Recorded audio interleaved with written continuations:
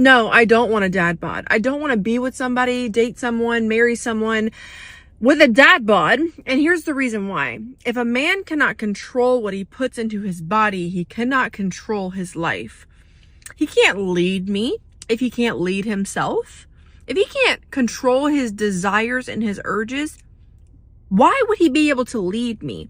A man with muscles is more than just a man who goes to the gym consistently. I don't think some of you even realize or understand what it takes to attain that type of body. But like, I love a man of discipline, because a man of discipline is a man who can lead, who can show up for you time and time again, even when it's hard. Maybe it's not perfect, but a man that cannot control what goes into his body cannot lead you to the life that you want. This is the right message, probably the wrong messenger, but like she said, right? The reason I always thought it was super stupid, and even when I had a lack of awareness, even when I wasn't like on game, I didn't really know a lot about chicks and stuff like that.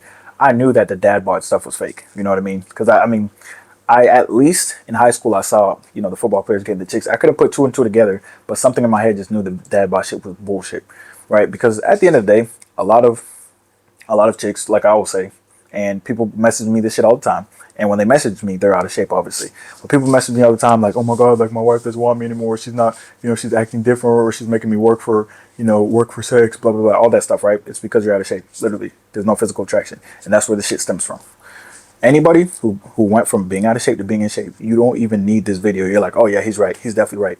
The amount of stories I have just from being in, like every story I have is from being in shape, by the way. It is. All right. I'm not being like, yo, I'll pay $10,000 for you. Like, I'm not doing the little baby shit and buying Rolls Royces. I'm not spitting game. I'm not doing any of that shit. I'm literally just getting followed around the gym and then being like, fine, what do you want? Fine, I'll take down your number. Fine, I'll get your Instagram. Fine, you can have my Instagram. Like, that's what I'm doing. I'm not doing, all this shit like, all right, let me go to the mall and talk to 300 chicks. Never. All right. Because that's inconvenient, to be honest. And that's a lot of work. I'm not gonna lie. Anyone who does that shit, that's a lot of work. Congratulations. But I don't prioritize that shit like that. Like, I do not prioritize it. So everything I say is just a side effect of getting in shape. Like, my friends deal with the same shit, right? Nothing they do changed. They were still focused on business. They were still kind of nerdy. But guess what? They got a cold physique, and all the chicks started approaching them and shit and hitting them up from different places, right? Social media, dating apps, in person, restaurants, all that stuff. Like, this is real shit, right? So the main thing about the being in shape, obviously, a lot of you guys justified being out of shape because it's easier to be out of shape than it is to be in shape, and more people are out of shape. And you're like, yeah, I could have a dad bod. They say they like dad bods, all that stupid shit. Always watch what they do. Don't listen to what they say. I say this all the time. I will always go back to this, by the way, of first of all, evolutionary psychology, the shoulder to waist ratio, 1.62 or whatever it is, that's going to be, a significant factor. That's why when I'm lean and my V taper is going crazy, I get a lot more attention than if I'm like kind of bulky, right? And same thing with my friends. They're like, their shoulder waist ratio, you don't even have to measure it, you can just see it, right? I know a lot of people are like, some dude in the comments is like, you need to measure it. It's like, you need to measure it if you're right on the borderline. Maybe you're at 1.4 and you're thinking about it. But once you have that shit, you already know you have that shit. Like, you can fucking see it in everything you wear. It's like right now, like the shit's crazy. You see what I'm saying?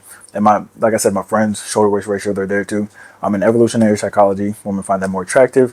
So when you have a dad bod, obviously your waist is usually same size as your shoulders or bigger. So that's unattractive, obviously. But it's also a sign of lack of ambition and discipline.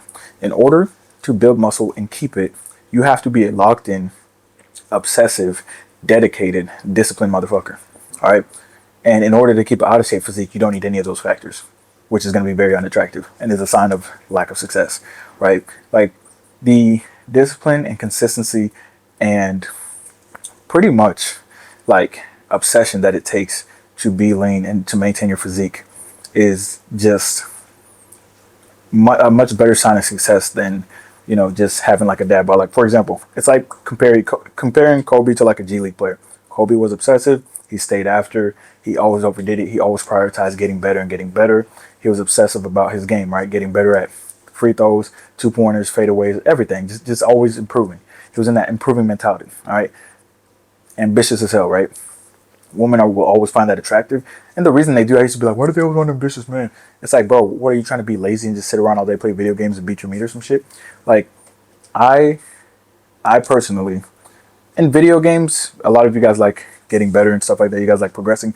Me in real life, I like getting better at things. I like scaling things, right? I like to see clients lose more fat, maintain more muscle. I like to see, my business coaching clients scale their businesses and stuff like that. That's what I like to see. All right, because life is the real video game. So I like scaling all that stuff. I like I like that I went from, zero matches on dating apps to like, 500 and 600 and 24 hours and shit like that. I just like scaling shit. That's what I like doing. All right, that's just me.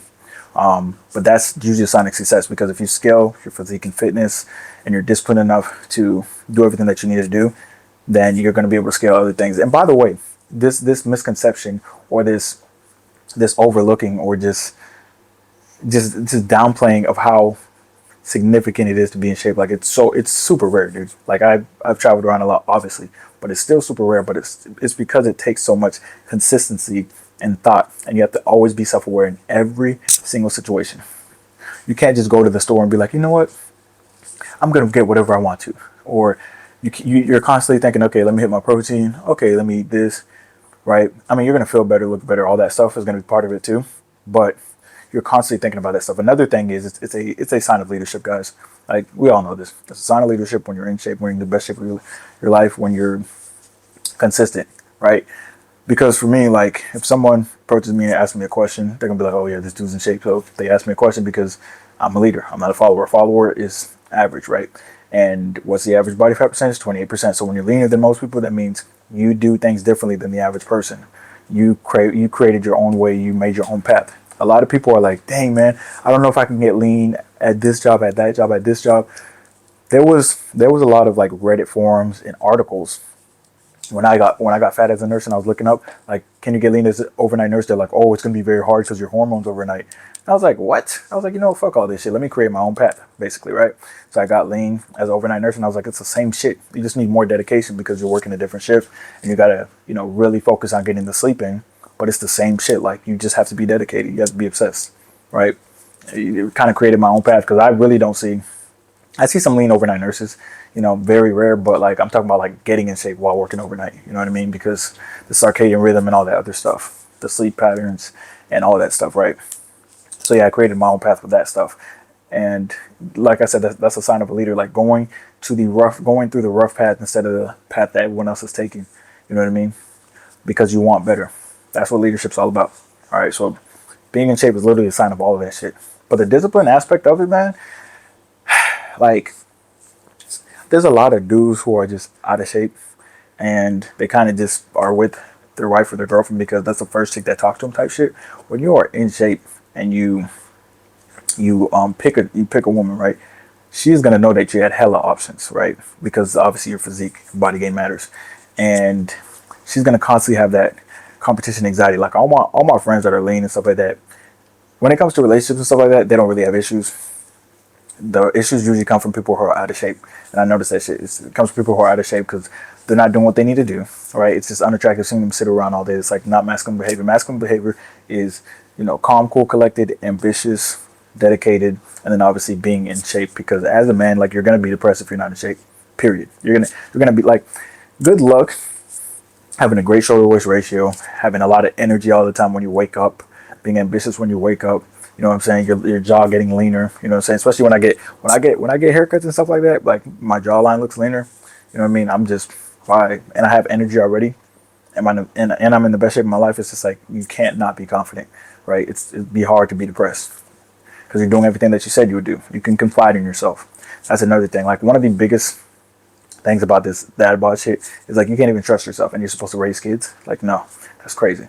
And you have bad habits. Clearly, if you have if you're 30% body fat as a dad, you have bad habits. So now you're going to pass them down to your kids. So now you're setting your kids up for failure. So it really goes deeper than that. And then it's basically like two women are in a relationship, right? It's like the kid has two moms, because your estrogen levels are higher at 30% body fat, and your wife, she's a woman, so she has higher estrogen levels.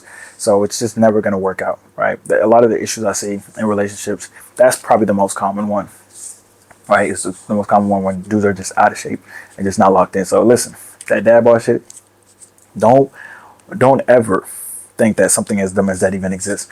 Okay, first of all, you guys know I've trained a lot of women clients. The amount of women clients I've trained who have either husbands or boyfriends and they go to Vegas or Jamaica, or yeah, Vegas or Jamaica to see lean dudes and get piped down. It's pretty much all of them. Like when their husband's out of shape, it's pretty much every single one of them, every single time.